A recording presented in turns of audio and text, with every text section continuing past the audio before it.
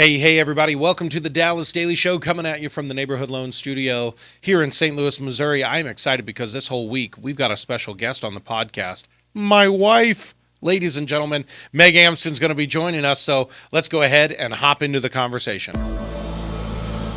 All right, you have heard me talk about her. You have heard me mention her name. You have heard stories, and you have even heard a bad impression that I do of her. But today you get to hear her actual voice. Oh my gosh, your impression's terrible. My impression's terrible? It's bad. But you were working on one recently, the dinner table, and the boys were like, Dad, that's better. That's a better impression of Mom. Yeah, that's a better version of Mom. Yeah, it was more like that. It was more like that. It was a little more lilty. Yeah, a little more lilty, a little sweeter. This is my wife, everybody. This is Meg. Hi, honey. Hi. Welcome to the pod. My gosh, thank you for inviting me into your space. I'm excited to speak with you today. Don't thank me. Thank producer Taylor. She's the one who Taylor's the one who was like, it's okay. We can do a 2-mic setup for you. All right, let's do it. So typically these are longer conversations, but you, I know, keep your own lists of insights and stories from our family. So I'm opening up the book here. I don't even fully know the topics that you want to share. Well, I do, but can I be really candid and tell Please. on you? Because every now and then you'll be like, hey, babe, I need a topic for an episode. What do you got? That's true.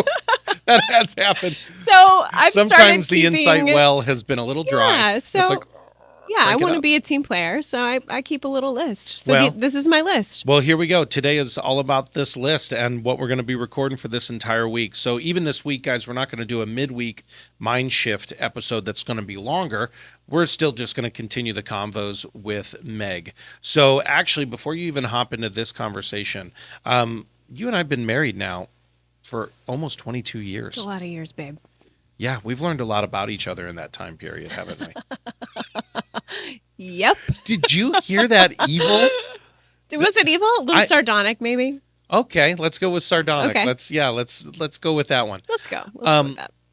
We have grown a lot together. We've seen each other's ups and downs. Oh, for sure. And I'm sure we could share lots of stories, and probably this should just be the Dallas and Meg Daily Show, not far into the future.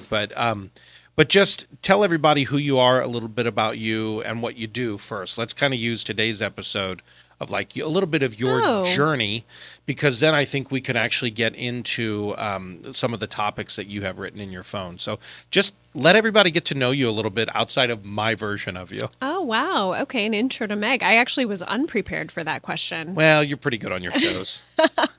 Golly. I said golly. That's It's embarrassing. Okay. Where do I want to go from here, babe? I, like you, thought that I wanted to be involved in the entertainment industry, right? Yeah. We met in college. We moved to LA. We did the entertainment industry thing. And I would say being out there was wonderful. I loved Los Angeles. I loved the entertainment industry. Yeah. But the closer that we got to it and the more integrated I became, and you see some things up close and personal, and realized, at least I realized, this is not where I want to continue investing all of my time. You can sacrifice your whole life with no guarantee of any measure of success in that industry. And I knew that I already had a family with you. We wanted to have babies and actually grow a family. There were just other aspirations I had than really, truly like being successful there. Yeah. So I ended up in a really fortunate position working for a producer, fairly high level woman who's also a scriptwriter. And I found myself working behind the scenes, and I loved it. Yeah. Because I still got to be up close and personal in the industry that I really loved and enjoyed. But I wasn't invested in my own career development. I was excited about promoting hers and making her world work. And that just really worked for me for a very long time. Yeah. And then we started having babies and moved back to the Midwest to raise our babies in grass and not on concrete. And Boy, we wanted a lawn. Yeah. We want grandparents and cousins, all the things that came with a move back to the Midwest. Yeah. And so at that point, I stopped working. I said, I need to take a break from work and honestly kind of figure out what it is I want to do. And I got to tell you, I'm 43, 4? What did I just turn? You just turned 44. Gosh, okay, So I'm 44. So everybody, if you Wow. remember from the birthday episodes, Meg and I actually share the same birthday, but we're 2 years apart. And we often have to look at the other one and be like, how old are you now? Because I'm 2 years. Yeah, so I'm 46. You're 44. Yeah. And I would say since we moved back to the Midwest, which has been several years now, at least 5, I think, 7. think more, 7. I really have been asking myself, like, Meg, what do you want to do with your life? Like, I feel like I'm the classic case of a 40-year-old who just hadn't yet really discovered, like, what I want to do and where I want to invest my time. There were clues. Yeah. So I've really been looking for clues, like, what do I want to do? What do I want to pursue? And yoga was a big part of that. I had been a practitioner. I'd practiced yoga while we lived in Los Angeles, and it really kind of helped me through just some challenging times that we went through. Having that space. And so I got my 200-hour yoga certification, and I did begin teaching some classes. Yeah. But then when our youngest started kindergarten, I got that itchy part in my brain where I was like, I'm ready to engage again, because motherhood is wonderful, but also in many ways it's not fulfilling in that stuff is never done. You know, you can do all of the laundry, literally all of the laundry in the morning. And by the end of the day, every basket has stuff in it again. Right. You know, it just, Right. and I'm such a neat, clean checklist person that I needed something to engage that part of my brain again. Well, let me insert really quickly here, because there's just a couple of things that are coming to mind as you're talking. Number one, when you were in the industry, you found it, and everybody, we always talk on the pod about, we use the Earl Nightingale definition of success, which is success is the progressive realization of a worthy ideal. And you found, even when you were out in LA, when you were serving the person, like, you wanted to serve them. Yes. And you wanted to make their world work in such a way. And then you decided, now I want to make my children's world work in such a way. Both of those are a type of success, because they are a worthy goal. They are a worthy value. And now with what you do, and I'll let you get back into it here, is now you're still doing the same thing. You're making someone's world work, and you find that that's a really good position for you. Not the pole position, but like the second position. It is, yeah. I'm great in the number 2 spot. Yeah. I just have found that that's where I really You're the thrive. pace car.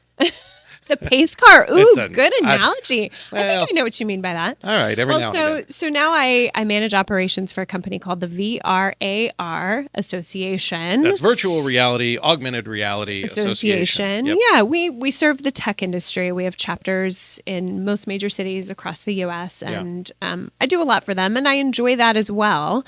But also, that's not my be-all, end-all. You know, I think I'm discovering that there are some other things that I'm moving toward that will bring me some more just personal fulfillment and direction for my life. And I ask myself every day, like, how is it now so easy for me to do what I love? Yeah. You know, I ask those questions. How do I have such clarity now to know what I want to pursue? I think there's also a high priority for people on thinking they have to have it all together by 30. Oh my gosh, it's 25, so 30, true. 35. It's so true. That even now I have discovered more about myself in the last 4 years and 5 years than I had in the first 27, 28. I would agree with that as well. Yeah. I'm loving the 40s. 40s are awesome. They're awesome. High five. Fist Taylor, bump for I can't 40s. wait till you get to 40s, Taylor. They're the best. We're not going to give away Taylor's age, but yeah. Way younger than 40. So just a quick takeaway here, everybody. We're going to continue the conversation with Meg in tomorrow's episode as well, but no matter your age, no matter what stage of life you're in, no matter what page of life you're on, look what I did there. I rhymed age, page, So and cute, stage. babe. Good Boom, rhyme. there it is. No matter where you are in life, it's okay. You shouldn't be focused on accomplishing something. What you are is you're on a journey to becoming someone.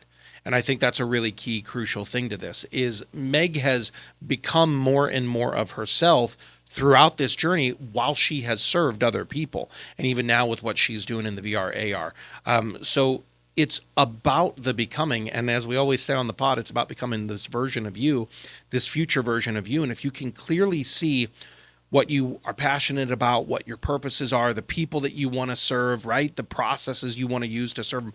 If you're in that game and in that vein, your life is going to be fulfilled no matter what. So we're going to end today's podcast with just this idea, Meg, which is the idea of not where are you, but who do you want to become?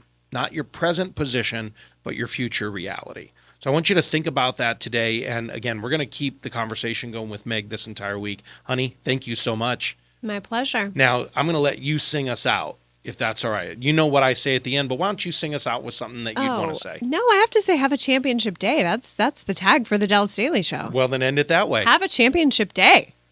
Thanks for listening to my dad's podcast. For more tools, go to dallasdailyshow.com. Be sure to like, subscribe, and share. Thank you.